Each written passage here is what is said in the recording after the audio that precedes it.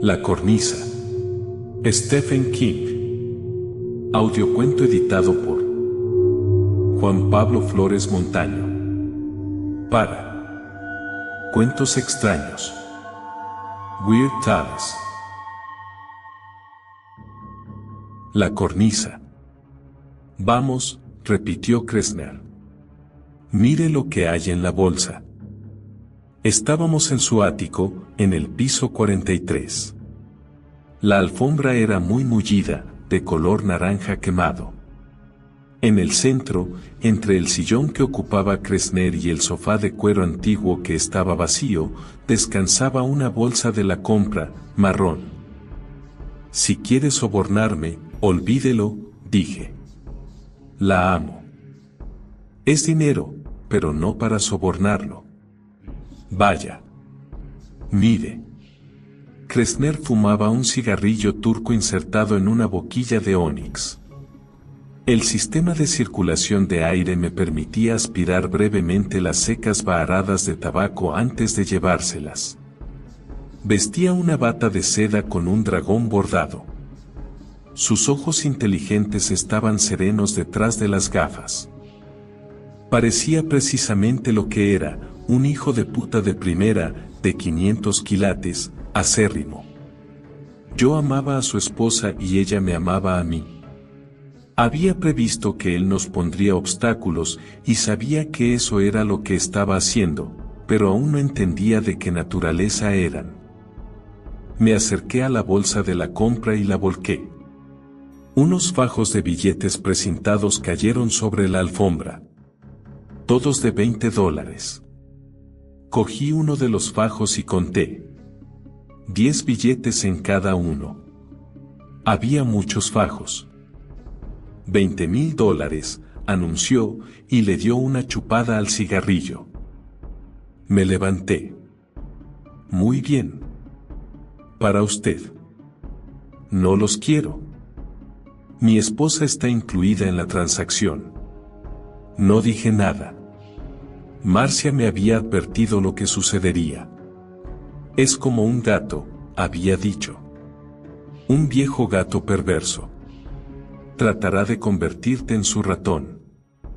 De modo que es tenista profesional, comentó. No creo haberle visto nunca. ¿Quiere decir que sus detectives no nos fotografiaron?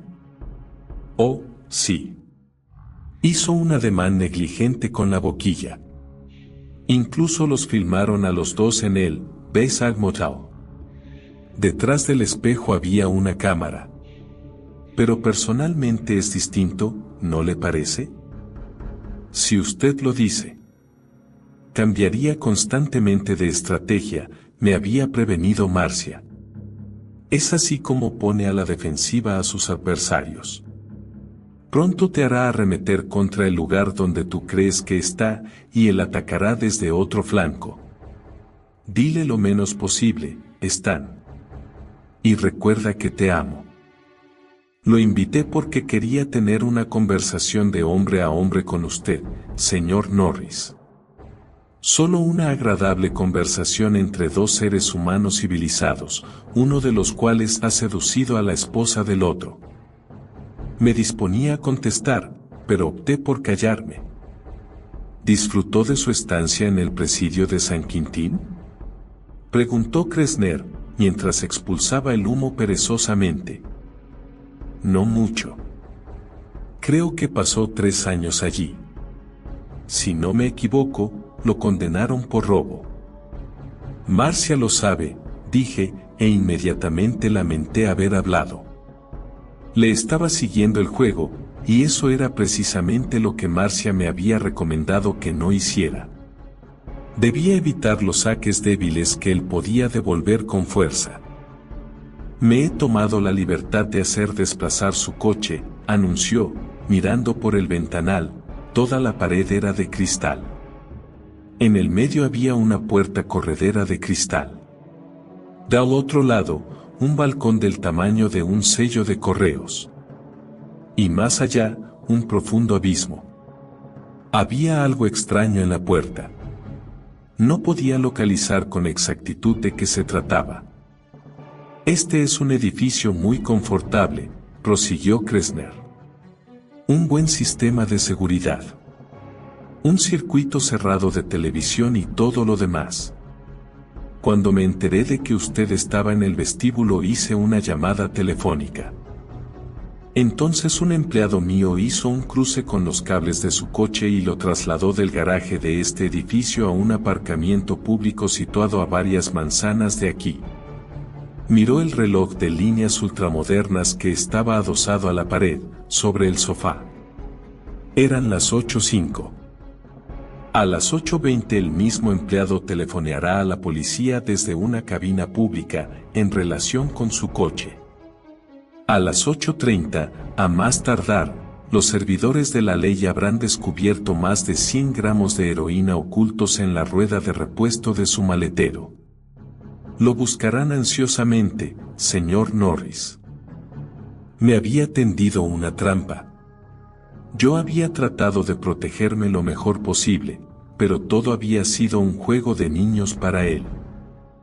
Esto sucederá si no me comunico antes con mi empleado para decirle que olvide la llamada telefónica. Y lo que yo debo hacer para ello es informarle dónde está Marcia, murmuré. Es inútil, Kressner. No lo sé. Así fue como lo organizamos, precisamente pensando en usted. Mis hombres la han seguido. No lo creo. Sospecho que los despistamos en el aeropuerto. Kressner suspiró, quitó la boquilla recalentada y dejó caer el cigarrillo en un cenicero de cromo con tapa deslizable. Todo con la mayor parsimonia. Se había librado con igual desenvoltura de la colilla y de Stan Norris. En verdad, dijo, tiene razón. Empleó la vieja treta de escabullirse del tocador de señoras. Mis hombres se pusieron furiosos al descubrir que los habían burlado con un ardid tan antiguo. Está tan gastado que a ellos ni siquiera se les ocurrió pensar que lo utilizaría. No contesté. Después de librarse de los sabuesos de Kressner en el aeropuerto, Marcia había vuelto a la ciudad en el autocar de la compañía y se había ido a la estación de autobuses. Llevaba encima $200, todo el dinero que yo tenía en mi libreta de ahorros. $200 y un autobús, Greyhound, podían llevarla a cualquier punto del país. ¿Usted es siempre tan poco comunicativo?, preguntó Kressner. Parecía sinceramente interesado. Marcia me lo aconsejó. Con tono un poco más cáustico, dijo. Entonces supongo que cuando le detenga la policía usted invocará sus derechos. Y tal vez cuando vuelva a ver a mi esposa se encontrará con una abuelita sentada en una mecedora. ¿Se le ha ocurrido pensar en ello? Creo que por estar en posesión de más de 100 gramos de heroína pueden sentenciarle a 40 años de cárcel. Eso no le ayudará a recuperar a Marcia. Sonrió cínicamente. Y esa es la clave del asunto, ¿verdad? ¿Quiere que concretemos la situación? Usted y mi esposa se han enamorado el uno del otro. Tienen relaciones, si es así como quieren llamar a una serie de encuentros fugaces en moteles baratos. Mi esposa me ha abandonado. Sin embargo, lo he pescado a usted. ¿La síntesis le parece correcta? Ahora entiendo por qué se hartó de usted. Con gran sorpresa mía, echó la cabeza hacia atrás y lanzó una carcajada. Le confieso que casi me resulta simpático, señor Norris. Es vulgar y tramposo, pero parece tener agallas. Eso lo que me dijo Marcia.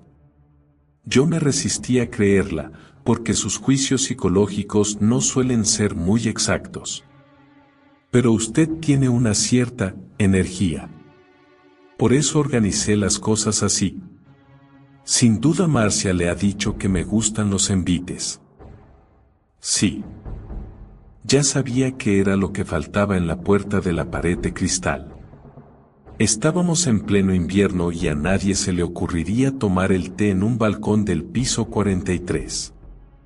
Habían retirado los muebles del balcón. Y le habían quitado los visillos a la puerta.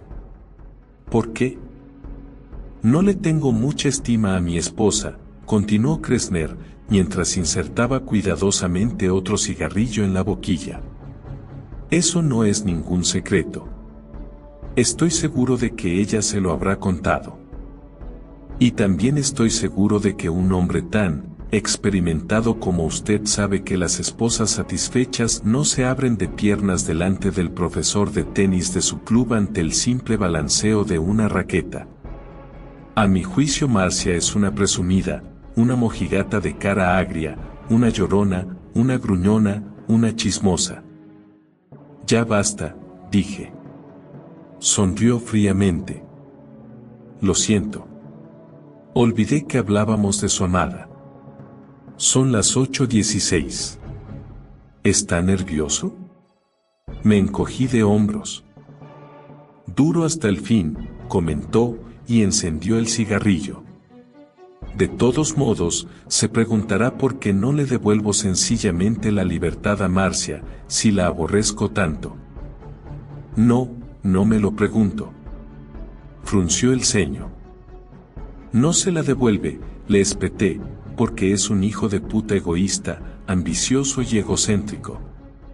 Nadie puede quitarle lo que es suyo.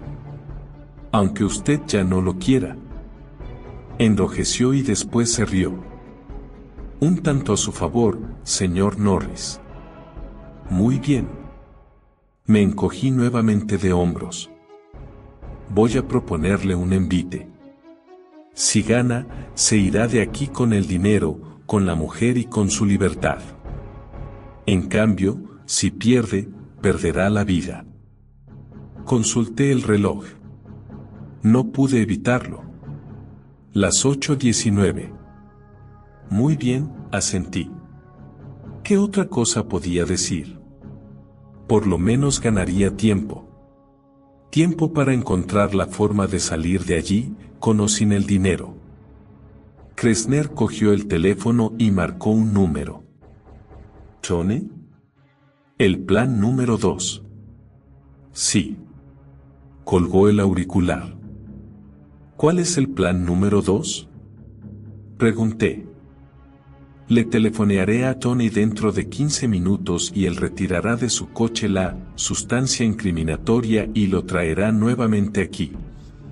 Si no le telefoneo, llamará a la policía. No es muy confiado, ¿verdad? Sea razonable, señor Norris.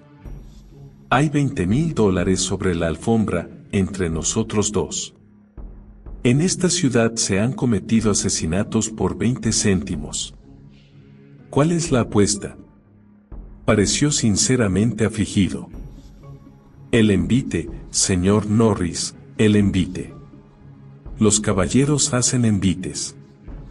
La chusma hace apuestas. Como usted diga. Excelente. Veo que ha estado mirando al balcón. Ha quitado los visillos de la puerta. Sí, los hice retirar esta tarde. Lo que le propongo es lo siguiente, que usted dé la vuelta a este edificio por la cornisa que sobresale por debajo del nivel del ático. Si consigue dar la vuelta al edificio, gana usted. Está loco. Todo lo contrario. Hace 12 años que vivo en este apartamento, y durante ese lapso he propuesto el envite a 6 personas en otras tantas ocasiones.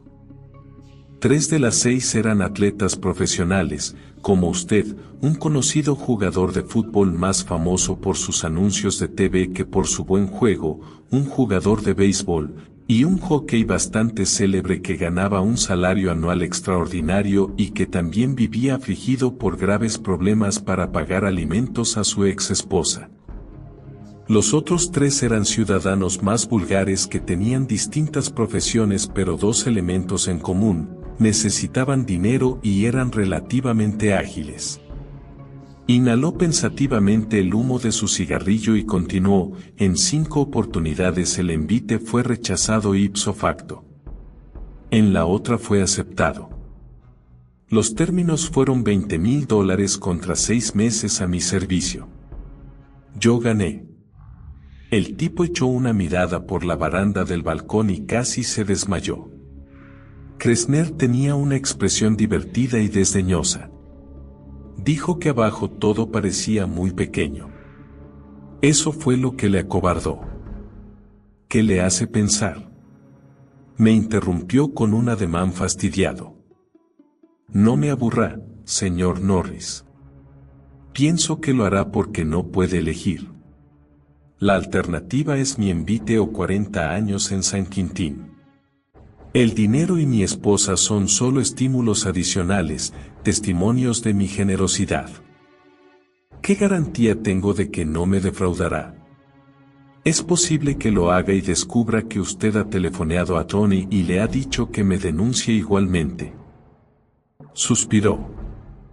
Usted es un caso ambulante de paranoia, señor Norris. No amo a mi esposa. Su presencia ofende mi legendario egotismo. Para mí, $20,000 son una nadería. Todas las semanas pago una suma 4 veces mayor a los enviados de la policía, para sobornarlos. Sin embargo, en cuanto al envite, sus ojos centellearon. Eso no tiene precio. Reflexioné y Kressner no me interrumpió. Supongo que sabía que el verdadero incauto siempre se convence a sí mismo. Yo era un infeliz tenista de 36 años, y el club ya planeaba despedirme cuando Marcia aplicó un poco de presión sutil. El tenis era la única profesión que conocía y, sin él, incluso me resultaría difícil conseguir trabajo como portero, sobre todo porque era un expresidiario. No era nada grave, pero los empleadores son inflexibles.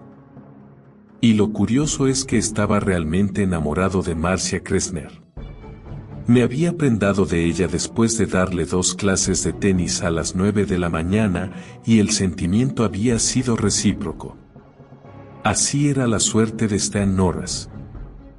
Después de 36 años de dichosa soltería me había enamorado como un adolescente de la esposa de un padrino de la organización. Por supuesto, el viejo felino que me miraba fumando su cigarrillo turco importado sabía todo eso.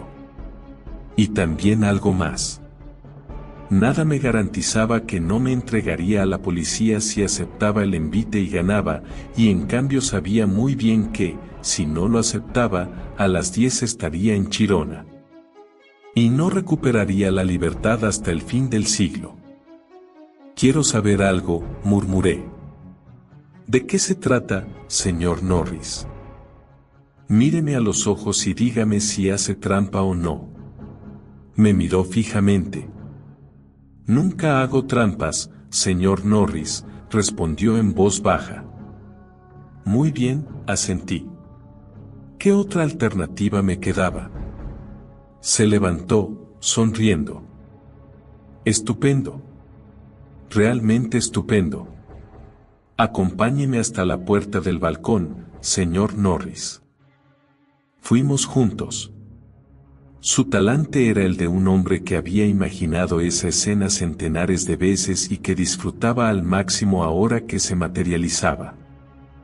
La cornisa tiene 12 centímetros y medio de ancho, explicó con tono soñador.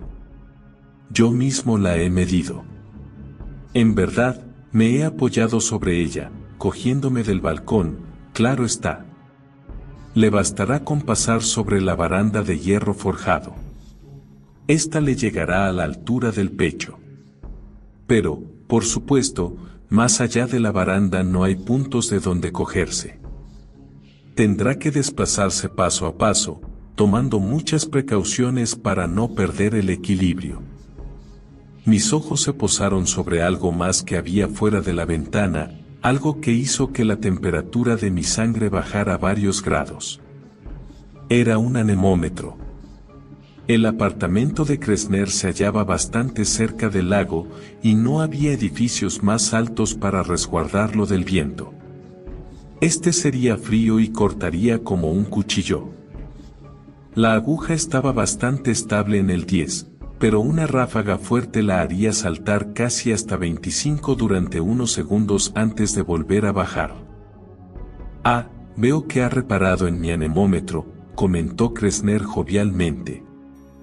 En realidad es la otra fachada la que recibe casi todo el viento, de modo que es posible que ahí la brisa sea un poco más fuerte.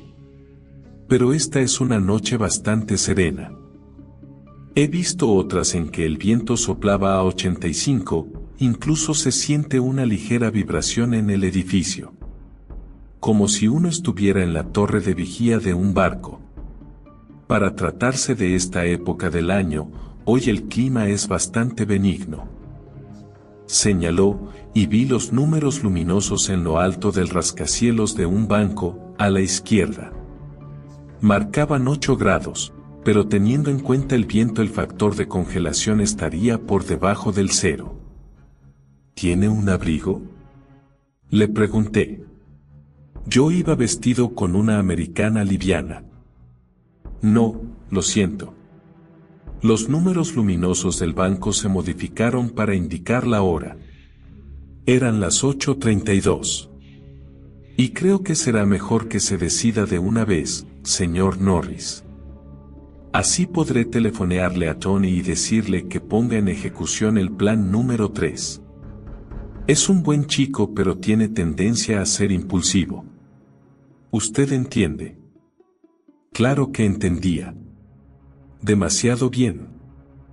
Sin embargo, la perspectiva de estar con Marcia, libre de los tentáculos de Kressner y con suficiente dinero para iniciar una nueva vida me impulsó a abrir la puerta de cristal y a salir al balcón.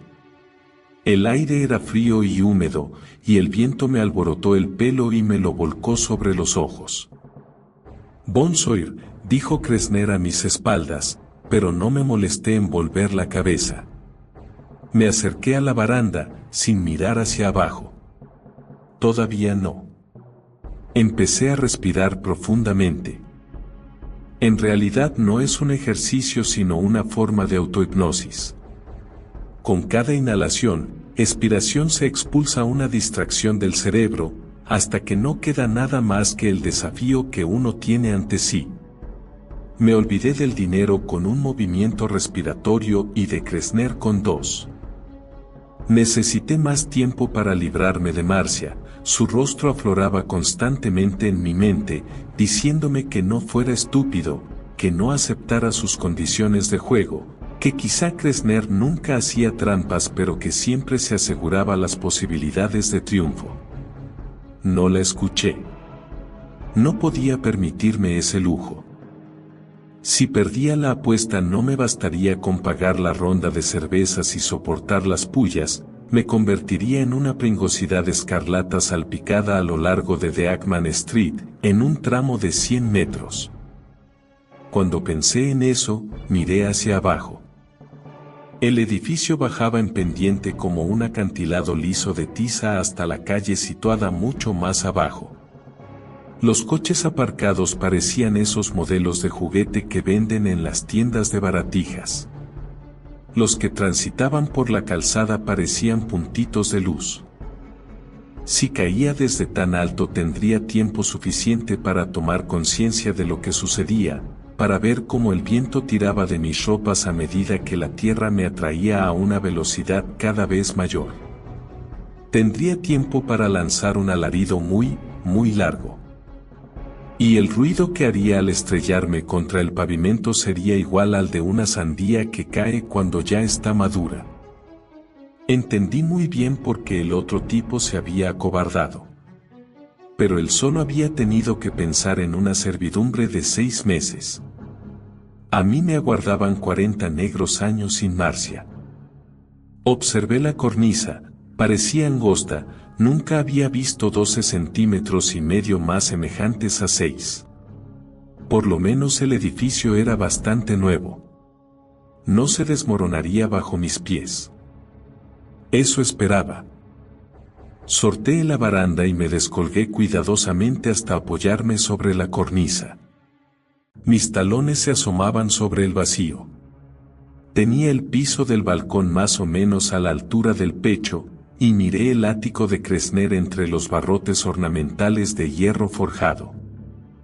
Él estaba del otro lado de la puerta, fumando, contemplándome con la misma expresión con que un científico observaría a un cobayo para estudiar los efectos de la última inyección. Telefoné, dije, sosteniéndome de la baranda. ¿Cómo? Telefoné a Tony. No me moveré hasta que lo haga. Se alejó por la sala, que parecía excepcionalmente cálida, segura y confortable, y cogió el teléfono. En verdad era un acto inútil. El viento no me permitía oír sus palabras. Colgó nuevamente el auricular y volvió. Todo arreglado, señor Norris. Ojalá sea cierto. Adiós, señor Norris.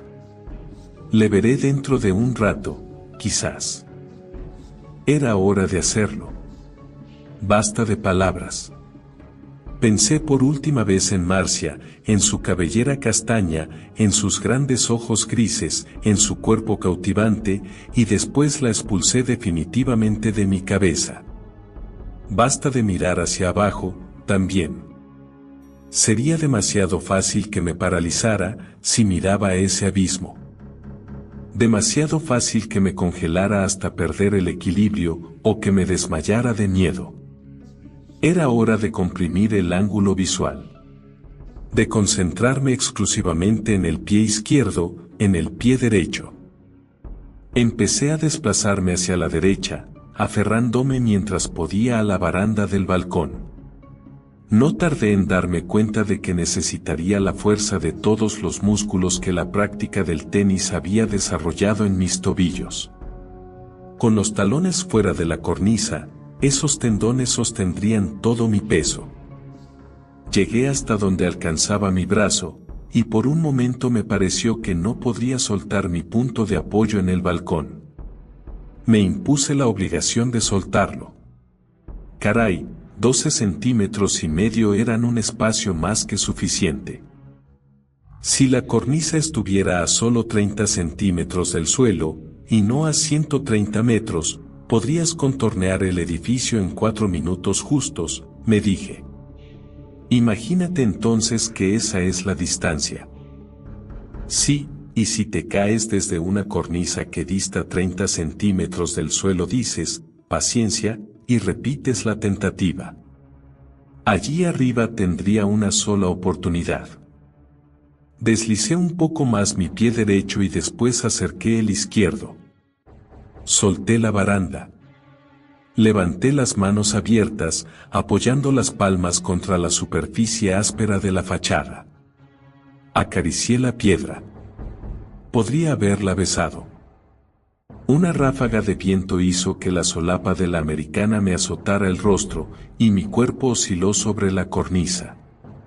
El corazón se me atravesó en la garganta y me quedé parado hasta que amainó el viento. Una ráfaga más violenta me habría arrancado de la cornisa y me habría lanzado a volar en medio de la noche. Del otro lado el viento soplaría con más fuerza. Volví la cabeza hacia la izquierda, apretando la mejilla contra la piedra. Kressner me contemplaba, inclinado sobre la baranda. ¿Se divierte?, me preguntó afablemente. Se había puesto un abrigo de pelo de camello marrón. Pensé que no tenía un abrigo, comenté. Mentí, respondió con tono ecuánime. Digo muchas mentiras. ¿Qué significa eso? Nada, absolutamente nada.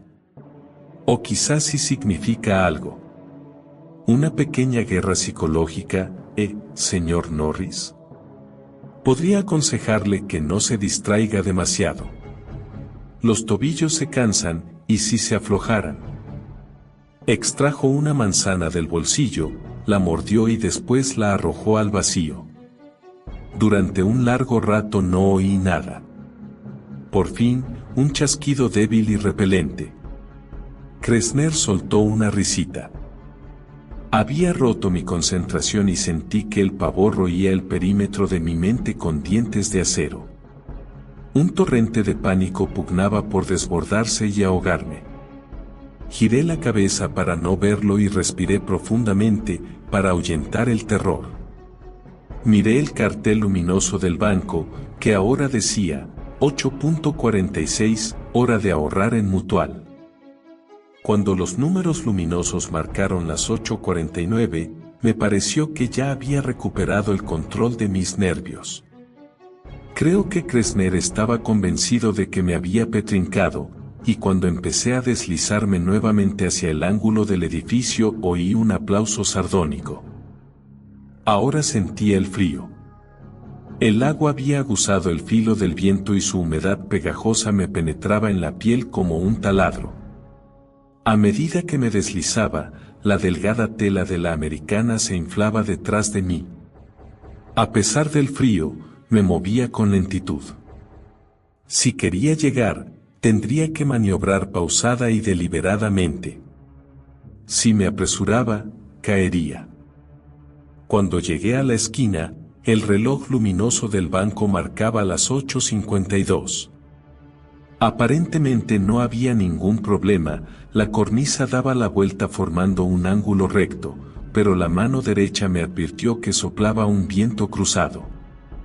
Si me pillaba inclinado en un mal ángulo, saldría despedido enseguida.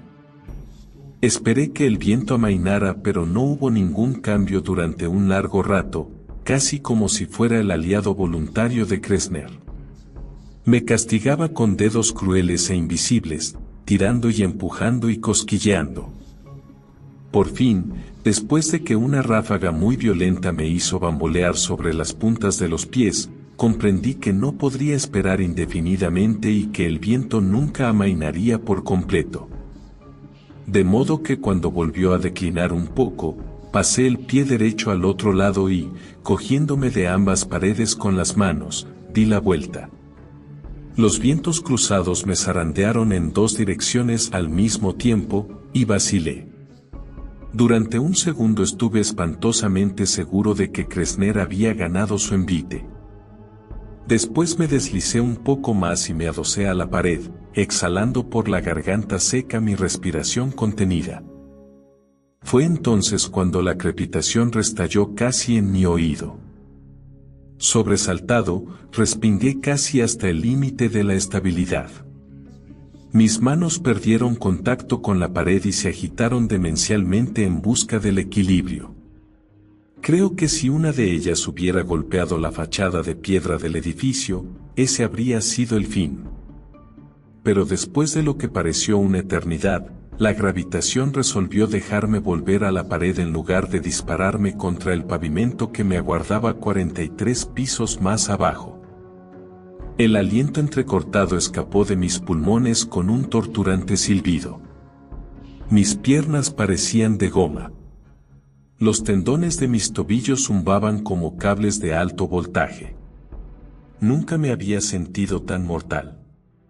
El hombre de la guadaña estaba tan cerca que podía leer por encima de mi hombro. Giré el cuello, miré hacia arriba, y allí estaba Kressner, asomado a la ventana de su dormitorio, a poco más de 1 metro de mi cabeza. Sonreía, con una matraca de año nuevo en la mano. Para mantenerlo despierto, dijo. No derroché aliento.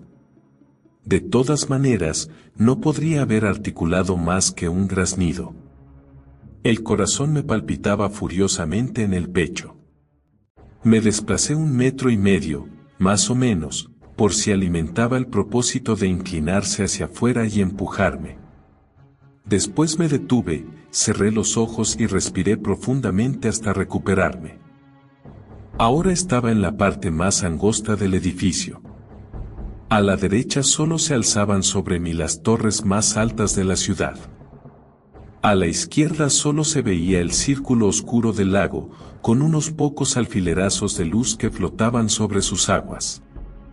El viento aullaba y gemía. El viento cruzado de la segunda esquina no fue tan traicionero, y contorneé la arista sin problemas. Y entonces algo me mordió. Lancé una exclamación ahogada y respingué. El cambio de posición me asustó y volví a adosarme fuertemente a la pared. Otro mordisco. No, no eran mordiscos sino picotazos. Miré hacia abajo. Un palomo estaba posado sobre la cornisa y me escudriñaba con ojos brillantes, llenos de odio. Uno se acostumbra a las palomas en la ciudad. Son tan comunes como los taxistas que no pueden cambiar un billete de $10. No les gusta volar y ceden terreno de mala gana, como si las aceras fueran suyas por derecho de ocupación precoz. O, si frecuentemente dejan sus tarjetas de visita sobre el capó del automóvil. Pero nadie les presta mucha atención. A veces pueden ser irritantes, pero no son más que intrusas en nuestro mundo. Pero yo estaba en su mundo, casi indefenso, y el palomo parecía saberlo. Volvió a picotear mi tobillo cansado, haciendo subir una corriente de dolor a lo largo de mi pierna. Fuera, rugí. Fuera de aquí. El palomo se limitó a picotearme de nuevo. Obviamente yo estaba en lo que él consideraba su terreno. Ese tramo de la cornisa estaba cubierto de excrementos, viejos y nuevos. Desde arriba llegó un débil sureo. Doblé el cuello hacia atrás tanto como pude y levanté la vista. Un pico se desplazó velozmente hacia mi rostro y estuve a punto de retroceder. Si lo hubiera hecho, me habría convertido en la primera víctima mortal de las palomas en esa ciudad. Era mamá paloma, que protegía a una nidada de pichones congregados bajo el angosto alero. Gracias a Dios estaba demasiado lejos para picarme la cabeza. Su macho me picó nuevamente y empezó a fluir la sangre. La sentí. Reanudé el deslizamiento a lo largo de la cornisa, con la esperanza de espantar al pájaro. Fue inútil. Las palomas no se asustan. Por lo menos las palomas de la ciudad. Si un furgón de mudanzas solo consigue obligarlas a apresurar un poco el paso, un hombre atrapado en la cornisa de un 43º piso no es posible que las inquiete lo más mínimo. El palomo retrocedía a medida que yo me adelantaba, y sus ojos refulgentes solo se apartaban de mi cara cuando bajaba el pico aguzado para hincármelo en el tobillo. Y el dolor era cada vez más intenso. El pájaro pinchaba la carne viva. Y tal vez la comía. Le lancé una patada con el pie derecho. Una patada débil, porque no podía permitirme nada mejor. El palomo se limitó a aletear un poco y enseguida volvió al ataque.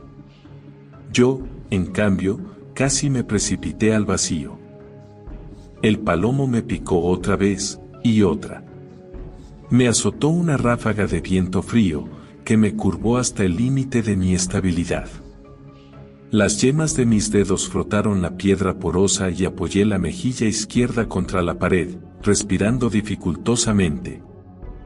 Kressner no podría haber concebido una tortura peor si la hubiera planeado durante 10 años. Un picotazo no era grave. 2 o 3 eran poco más. Pero el condenado pájaro debió de picarme 60 veces hasta que llegué a la baranda de hierro forjado del ático situado frente al de Kressner. Llegar a la baranda fue como llegar a las puertas del cielo. Mis manos se cerraron amorosamente alrededor de los barrotes fríos y los apretaron como si no quisieran soltarlos nunca. Otro picotazo. El palomo me miraba de forma casi petulante con sus ojos brillantes, seguro de mi impotencia y de su propia invulnerabilidad. Recordé la expresión con que me había estudiado Kressner al acompañarme hasta el balcón del otro lado del edificio. Cogiéndome con más fuerza de los barrotes de hierro, lancé un puntapié feroz que alcanzó de lleno al pajarraco. Este emitió un graznido reconfortante y se elevó en el aire, aleteando. Unas pocas plumas grises se posaron sobre la cornisa o se perdieron lentamente en la oscuridad, meciéndose en el aire. Me arrastré hasta el interior del balcón, resollando, y me tumbé en el suelo. A pesar del frío, mi cuerpo estaba empapado en sudor. Ignoro cuánto tiempo permanecí allí, recuperándome. El edificio me ocultaba la hora luminosa del banco, y yo no uso reloj. Me erguí antes de que se me entumecieran los músculos y me bajé cuidadosamente el calcetín. El tobillo derecho estaba lacerado y sangraba, pero la herida parecía superficial. De todas formas, si salía con bien tendría que hacerla curar. Solo Dios sabe de qué gérmenes son portadoras las palomas. Pensé en la posibilidad de vendar la carne viva, pero desistí de hacerlo. Podría tropezar con el nudo de la venda. Ya tendría tiempo suficiente para eso. Más tarde podría comprarme $20,000 de vendas.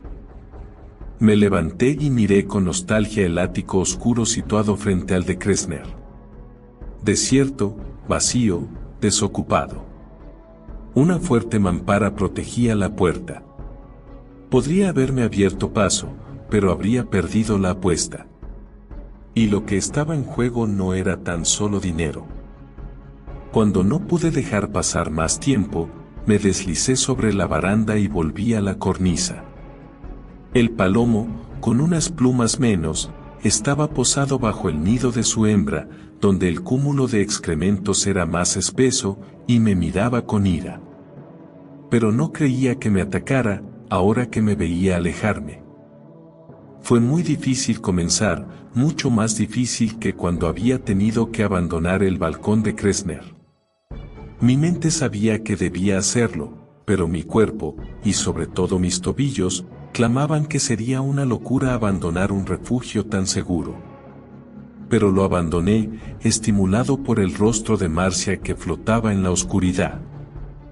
Llegué a la segunda fachada corta, rodeé la arista, y me deslicé lentamente a lo largo de la parte transversal del edificio. Ahora que me aproximaba a la meta experimentaba una ansia casi incontrolable de apresurarme, de terminar con eso. Pero si me apresuraba, moriría. De modo que me obligué a avanzar lentamente. En la cuarta arista nuevamente faltó poco para que el viento cruzado me derribara, y si pude sortear el obstáculo fue gracias a la suerte más que a la pericia. Descansé apoyado contra la pared, recuperando el aliento.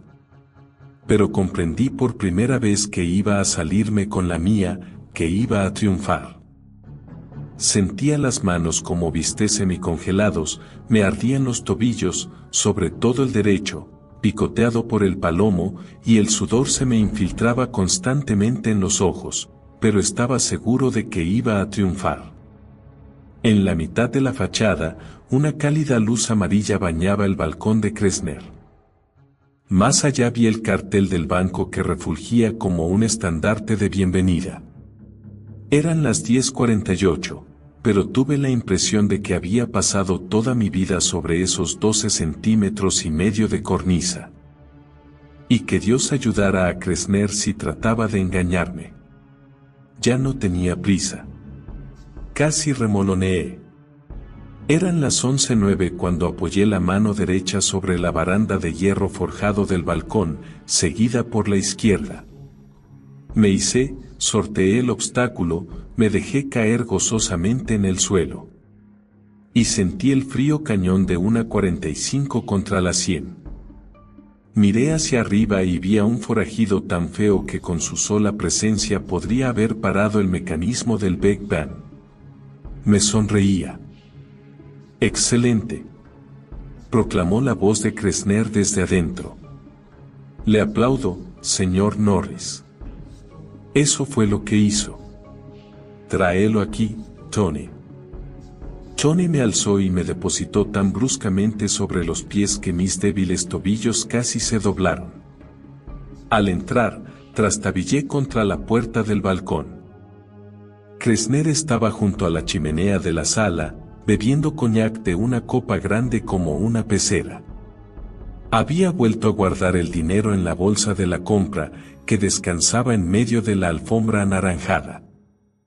Me vi fugazmente en un espejo que colgaba en el otro extremo de la habitación. Tenía el pelo alborotado y la cara pálida, con excepción de 2 fuertes manchas de color en las mejillas. Mis ojos parecían los de un alucinado. Solo tuve una visión, porque un instante después salí despedido a través de la habitación. Me estrellé contra el sillón que antes había ocupado Kressner y lo arrastré en mi caída, perdiendo el aliento. Cuando recuperé en parte la respiración, me senté y mascullé. Maldito tramposo. Lo tenía todo planeado. Claro que sí, respondió Kressner, depositando cuidadosamente la copa sobre la repisa. Pero no soy un tramposo, señor Norris. Le aseguro que no. Solo soy un pésimo perdedor. Johnny está aquí solo para evitar que usted cometa una imprudencia. Se colocó los dedos bajo la barbilla y lanzó una risita. No parecía un mal perdedor. Parecía un gato con las plumas del canario pegadas al morro. Me levanté, más asustado de lo que había estado en la cornisa. Usted me ha engañado, dije lentamente. Se equivoca. Han retirado la heroína de su coche, que ahora está en el garaje del edificio. El dinero está ahí, en la bolsa. Puede cogerlo e irse. Estupendo, murmuré. Johnny montaba guardia junto a la puerta del balcón, con el mismo aspecto de detrito de una noche de Walpurgis. Empuñaba la 45. Me encaminé hacia la bolsa de la compra, la recogí, y enderecé rumbo a la puerta, apenas sostenido por los tobillos temblorosos, casi seguro de que me pegarían un tiro en el trayecto. Pero cuando abrí la puerta empecé a experimentar la misma sensación que había experimentado al rodear la cuarta esquina, me saldría con la mía. La voz de Kressner, parsimoniosa y divertida, me detuvo. ¿No creerá realmente que la vieja treta del tocador de señoras despistó a alguien, verdad? Me volví lentamente, con la bolsa en los brazos. ¿A qué se refiere? Le he dicho que nunca hago trampa, y es cierto. Usted ganó 3 trofeos, señor Norris. El dinero, su libertad y mi esposa. Ya tiene los 2 primeros. El tercero puede pasar a recogerlo por el depósito de cadáveres. Lo miré fijamente, sin poder moverme, presa de un horror que se había desplomado sobre mí como un rayo silencioso. Supongo que no habrá pensado que se la cedería, ¿verdad? Me preguntó con tono compasivo. Oh, no. El dinero, sí. Su libertad, sí. Pero a Marcia, no. Más, desde luego, no hago trampa. Y cuando la haya enterrado, no me acerqué a él. No entonces. Lo dejaría para más tarde. Avancé hacia Johnny, que se quedó un poco sorprendido hasta que Kressner le ordenó con tono hastiado. Mátalo, por favor. Le arrojé la bolsa con el dinero. Le golpeó de lleno en la mano que sostenía el arma, y fue un golpe fuerte. Ahí fuera yo no había empleado los brazos y las muñecas, que son lo mejor de un jugador de tenis. La bala atravesó la alfombra anaranjada y después yo caí sobre él.